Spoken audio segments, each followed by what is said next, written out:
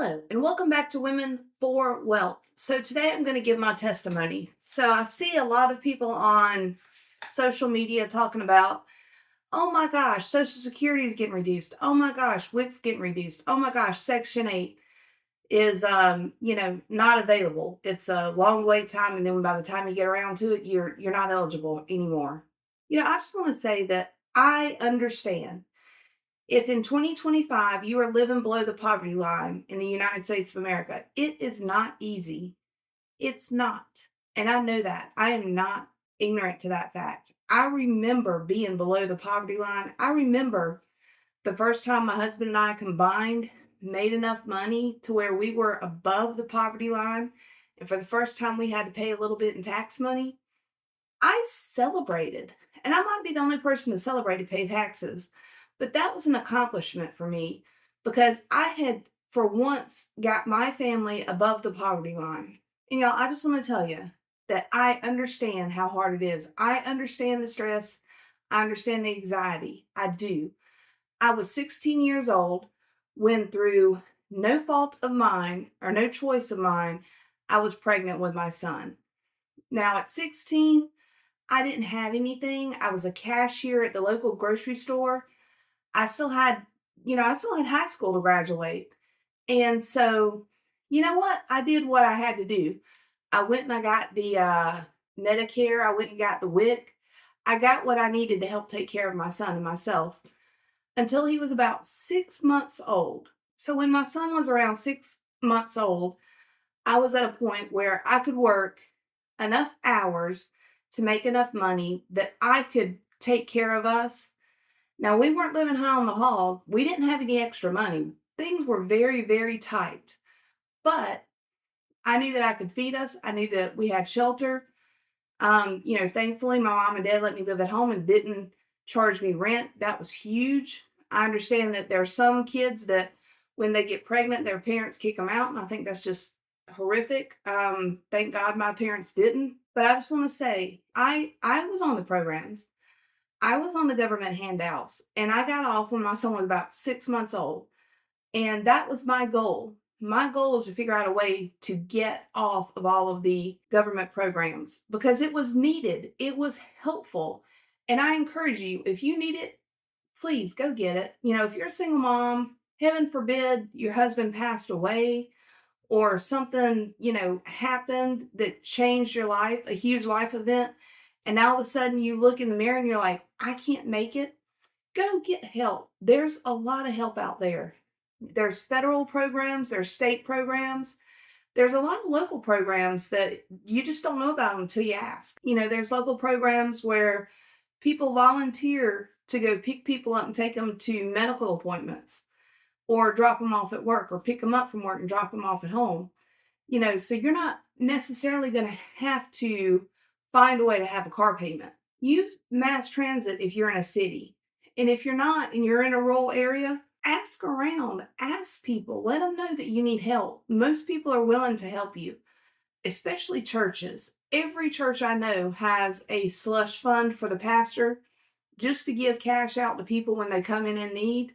It's not usually much per person, but it's going to be something to put in your pocket so you have a little bit of peace of mind. And all any church I've ever volunteered and worked with ever asked was that you let them pray for you.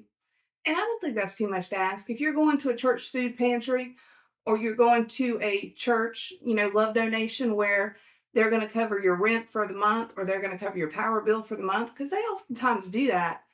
The one stipulation is they just want to pray for you.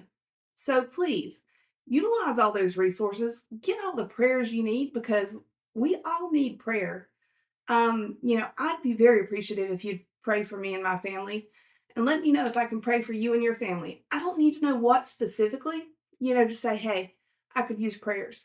I'm going to add you to my list. Let's talk about retirement. Now that we've talked about the unpleasant thing of not being able to afford just life bills, which is very difficult and very hard. Let's say you have been able to pull yourself up by your bootstraps and get to a place where you can get off all of the government programs and you can get off of these subsidies and you're at a point that you're self-sufficient for yourself and your family. What's the next thing you need to think about? Well, you need to think about your retirement. Retirement dreams aren't one size fits all. Trends can be surprising. Women usually look forward to more time with family or giving back and volunteering. Men tend to picture themselves in retirement traveling or perfecting their golf swing. So, whatever your vision, whether you share it with your spouse or you're not, it doesn't matter. Regardless, you need a plan. You need a plan to cover the big ticket items such as healthcare, long term care, and inflation. So, recently I had to look at getting new insurance for my family. My estimate for health, dental, and vision insurance for myself and my husband was $1,885. That is a lot of money. So don't get surprised by this when you get ready to retire. Know that you're going to need to cover these things. Save, plan, and put away now. I remember when six figures was it. You knew you made it if you made six figures. Well, that's no longer true. And then there was the myth that if you had $1 million, you could retire at 63. That no longer applies either. Depending on your lifestyle and your goals in retirement, you might need more than $1 million. So plan now, figure out how you're going to buy assets, figure out how you're going to invest, and don't be surprised by the numbers. Put them in a spreadsheet, write them down on a sheet of paper, whatever works for you, and come up with a plan. Because again, I was young when I needed social program assistance. I don't want to be old and also need social program assistance. That is the most stressful, horrible situation to be in. It's just anxiety every day when you wake up. You're like, okay, can I afford to feed myself and my son? Can I put gas in the vehicle to make it to work because I need my paycheck? All those things are things that you don't want to have to stress about. You don't want to have to deal with. So go ahead and plan now on what you're going to do for retirement. And if you are in a situation where you're having to use social programs, don't be embarrassed. It's okay. Again, I had to do it when I was 16. It happens. Don't plan on using that forever because I'll be honest with you, I don't think those programs are going to be around forever. I think eventually they're going to be phased out. So go ahead and plan now on how you're going to get off of that, how you're going to be self sufficient. And then once you reach self sufficiency, then switch to how do I plan for retirement? How do I buy assets? It's a constant journey. Your financial wellness and your financial independence depends on you and only on you. So increase your income, decrease your debts, decrease your spending, purchase assets, and give yourself the life that you dream of. Until next time, I wish you health and wealth.